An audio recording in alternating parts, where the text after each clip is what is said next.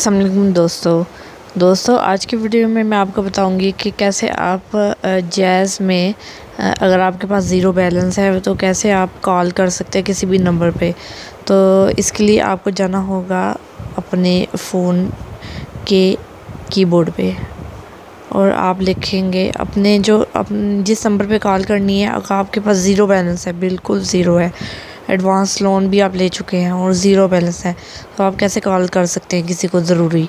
आप लिखेंगे *600#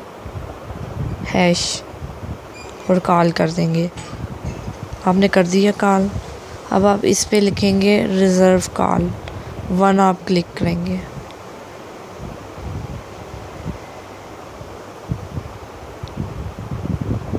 वन लिख दिया, सेंड पे क्लिक कर दिया।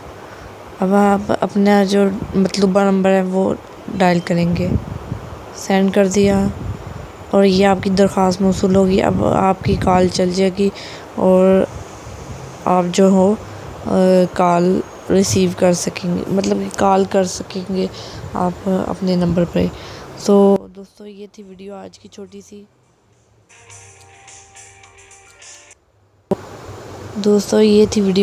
आज की छोटी सी जिसमें मैंने आपको बताया कि आप क्या ज़ीरो बैलेंस से कैसे कॉल कर सकते हैं। Thank you.